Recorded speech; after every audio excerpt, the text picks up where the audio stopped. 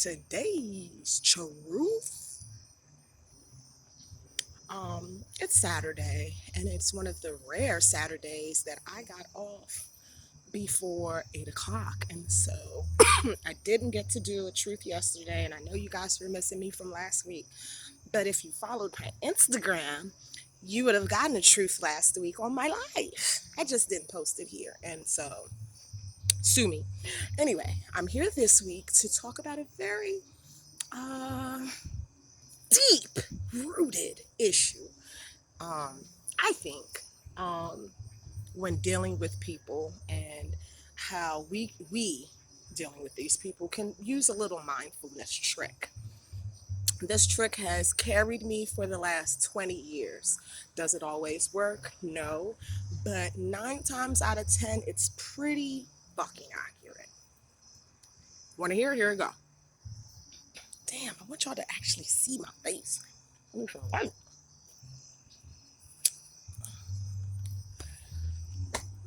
Okay, here it is. I gotta cut these bags. They're just too long. People who grow up in dysfunction subsequently live 10, 20, 25 plus years in dysfunction. And when they meet somebody who does not operate in dysfunction and allows them to not be dysfunctional, they don't know how to function. And that's when you hit the uh, in a relationship, you hit the brick wall. In a business, you hit the red line, and now you're in the red. Um, in a family relationship, it would be you have reached the end of your breaking point, and now that family member is being cut off. Now, the trick for me is, how do I move forward knowing the certain information about this person? I know they grew up in dysfunction. I know they've spent the better part of their adult years in dysfunction, and now they have reached a person in their life who is not giving them dysfunctionality, and they don't know what to do. They don't, they're so used to the back and forth. When the other person isn't giving them the back and forth, it's discombobulating to them. It is hard to discern when to stand in the, I know this isn't you, I know this is a product of your fucked up past, um or even of your fucked up future, present. I'm sorry, not future, present. I am trying to correct some things so that our future can move forward, because our future can't move forward in dysfunction. Right. Right. Again, I said I started this in the darkness, and now I can go back now that y'all heard it. I started this by saying it doesn't always work. And the reason why, for me, it doesn't always work is because the dysfunctional person, place, or thing does not want to come out of dysfunction. And so you now have to love your business from a distance. You now have to either dissolve the business partnership, or outsource it and hire somebody to do your work because you no longer have the heart to do it yourself, or whatever the case may be, business wise. Um, you have to use your discernment in your family relationships. Um, I'm going to use me as an example. My boundary. I did not grow up in a dysfunctional household. However, my relationship with my parental unit was. Um, as I got older, certain things wouldn't fly with me, and I tried to correct. Again, using discernment, tried to correct, and it was not, it fell on deaf ears. And so instead of standing in my, I won't deal with your dysfunction and you're going to deal with me in functionality, I chose to, I'm gonna love you from afar. no love has been lost. I still love you. I just cannot deal with the functionality of our dysfunctionality of our relationship anymore. And so when the boundary was finally understood, functionality started happening. It's not it wasn't an overnight thing, and it's still a work in progress, but now we are now framing the footwork so that the cogs on the wheel will actually connect and function. Now, you have to use your discernment with lovers. um, the younger generation is a one quit hit it and quit it type, one and done. You fuck me over once and I'm over it and I'm done. No explanation needed. Chucks the deuces. And the older generation is, we need to work through some things and I will take your bullshit, and we'll just dysfunctionally function. And then the people in between, the old folks and the young folks, are at a crossroads between being a young folk walking away from the dysfunctionality and not wanting to have to recognize where the dysfunctionality comes from, or the old folk, yeah, I'm gonna sit and wait it out until you get some get right. um the discernment comes in to which way you're going to go, and that's the rare thing with lovers and friends. We use these. That's why I did all of this truth. Because it's particular to friends and lovers. We use these tips, tools from our parents, our grandparents, a cousin and them, a friend that you grew up in high school. Her parents, so she shared with you, or whatever the case may be. We all have culminated whatever boundary or discourse we won't allow in our relationships with our friends and our lovers. And it's harder to walk away from a friend and a lover than it is from probably a parent or your business.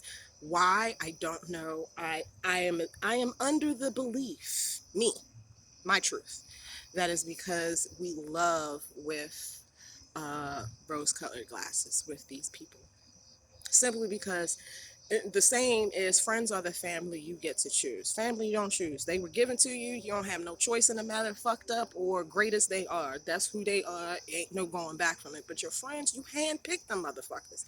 You handpick them to come into your heart. You handpick them to come into your bone. You handpick these people to come into your lives and spend, whether it be 10 days with you or 10 years or lifetimes with you. And so it's harder to use that discernment when we're dealing with discourse. I had some friends um, who I took into my heart, but because of boundary issues, miscommunication, and dysfunction, we are no longer friends. Is there any love lost on my end? Absolutely not. But I'm 99% sure I'm shit under everybody's shoe. Why? Because they're not using discernment.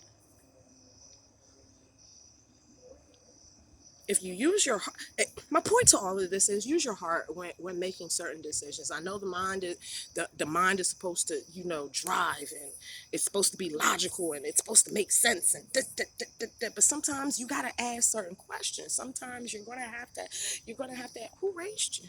I think a couple of truths ago I asked that, who the fuck raised you? What? And then if you think back, your friend or lover shared experiences as they were triggered along y'all's relationship that told you exactly why they act the way they act. They told you why they shut down the way they shut down. They have shared with you instances where they will and will not put up with not a damn thing, even from you. So I'm battling. I'm gonna make it. I'm gonna cut it. I'm battling with using some discernment with some folks, and it's not for a lack of Um, love, because I love my friends. I love all of them. Um, I'd probably be on the first thing smoking if they were really to call me and really be in need. Um, but the battle is that some of these friends aren't respecting boundaries. Some of these friends are disrespectful, and so when they get a little pushback, it's like a slap in my face because now I'm the bad guy because I told you I don't like when you do X, Y, and Z. See, it's easy for them to tell me they don't like when I do X, Y, and Z. We even have a discussion why I may have the thought process that I had, why I said what I said or I did what I did, and I apologize for any infractions. Is that sometimes the apology is not necessary. However, I know when you hurt somebody's feelings, they want to hear the sincerity. But sometimes the apology isn't warranted, and it is strictly about boundaries. It is strictly about what people will and will not put up with, and 9 times out of 10 it has something to do with how they were raised. Were they raised in love? Were they raised in survival mode? They was always moving from here, there to everywhere. Were they raised in scheduling? Some kids were brought up in a military background, so everything is planned to down to the second.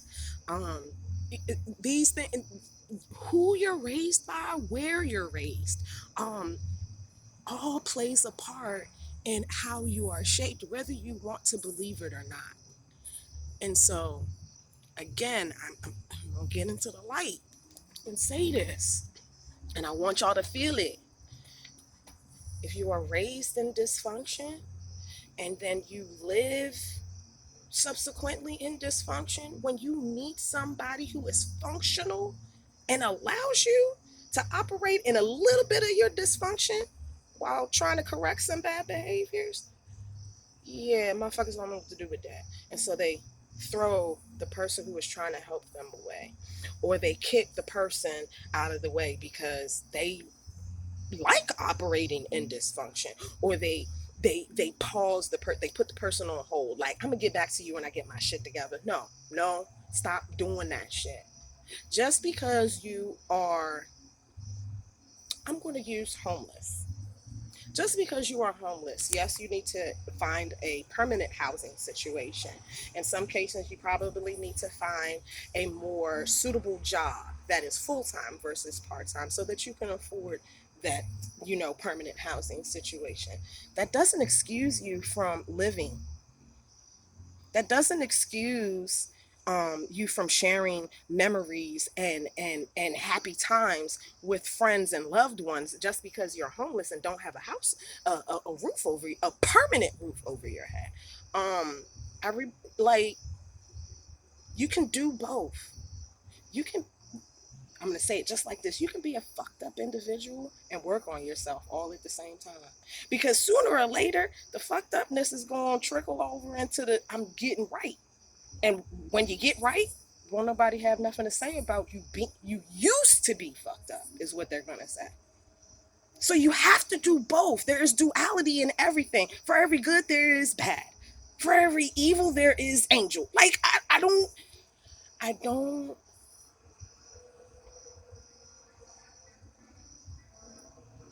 go with love.